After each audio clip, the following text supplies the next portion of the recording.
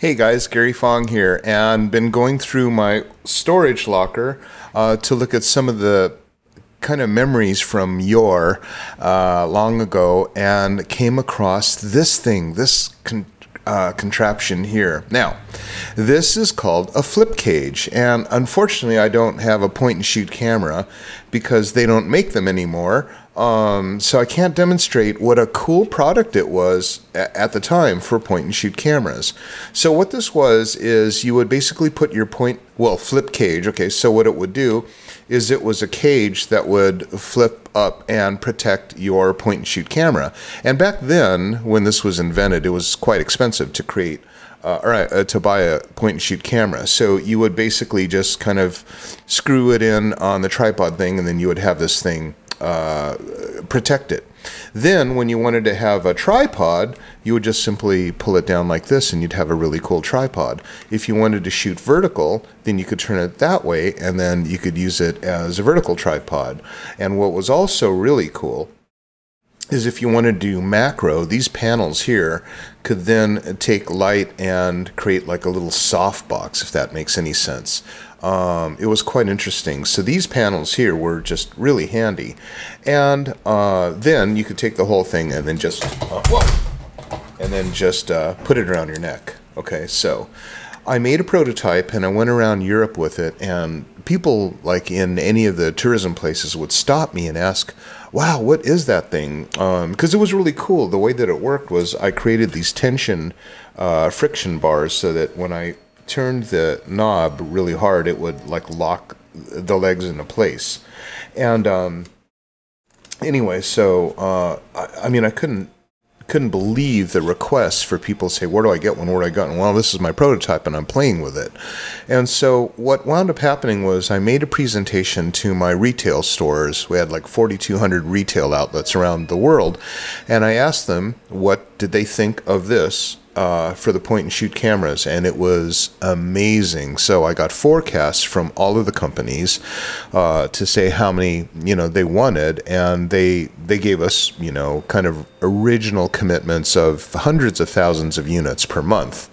Now I don't know if you can tell, but this would be extremely expensive to make. This is rubber here, so it's a rubberized compound that has to be, anyone knows anything about plastic manufacturing, to have rubber on these different surfaces requires a second mold over. So, and then you had to screw in this 1/4-20 custom made shoe, by the way. Very, very, very expensive. Now this actually I saw on the Today Show with Kathy Lee and Hoda.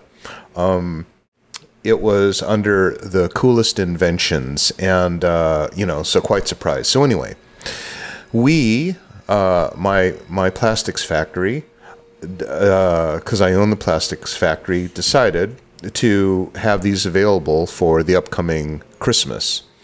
What happened was, I decided that, it'd be really neat if this came in different colors. So I had all these different colors like magenta and fuchsia and taupe and seafoam. And anytime you have a different color, it's super expensive. It's a different SKU number. It's a different, barcode at the camera store. And it's a different thing for everyone to invent. I mean, knowing now what I know, if I knew then what I know now, this was one of the silliest things I'd ever done. Well, anyway, so we got broad forecast commitments from all of my factories, or all of my vendors, saying that they needed hundreds of thousands per month. Well, we did a per unit analysis of how many we would be able to do, and there's no way we could do it with my present factory. So I then leased out the adjoining part of the building and expanded my plastics factory to, I think it was 28,000 square feet. And then we worked around the clock, literally had the employees that we had, I think there was maybe 60 at the time, working around the clock, which meant that there was some double overtime or triple overtime for some of them to make all these different colors. And anyway, wound up probably taking a $300,000 loss on this product, even though it was ingenious. And the reason that happened was because hi kitty, we couldn't make the product in time for the holiday season. And by the time the next holiday season rolled around, point and shoot cameras were completely replaced by the iPhone. So, you know, the thing is that I remember getting this concept in a dream, and then I just made one just to play around with it, and traveled, did a lot of traveling around the world and things like that. And all the signs were there.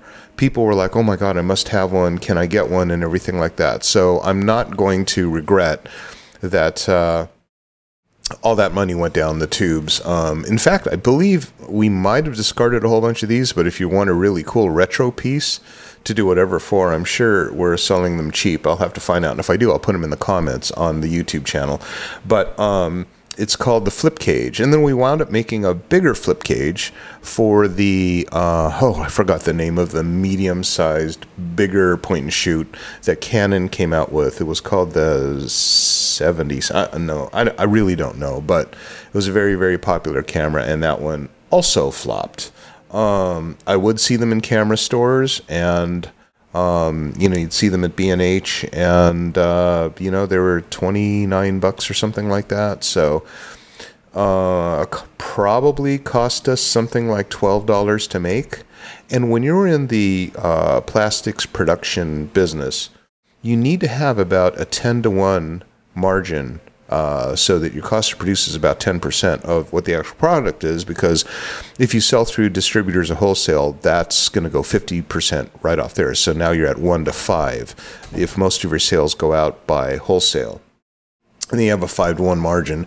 And then on top of that, you've got to pay your own overhead and everything like that. So, and then of course you have to get your money back in research and development. I mean, just the worldwide patents for this thing alone, and I'm talking utility, not design patents, which is probably, I can do another whole video on how that works, but a utility patent is quite expensive. And so we did that for EU and the world, which was probably hundreds of thousands of dollars. So it's really sad to think that I've lost hundreds of thousands of dollars on this. But if anyone wants to buy this one for about $500,000, that would be a wonderful, wonderful payback to karma, you know, because I had all the best intentions in the world.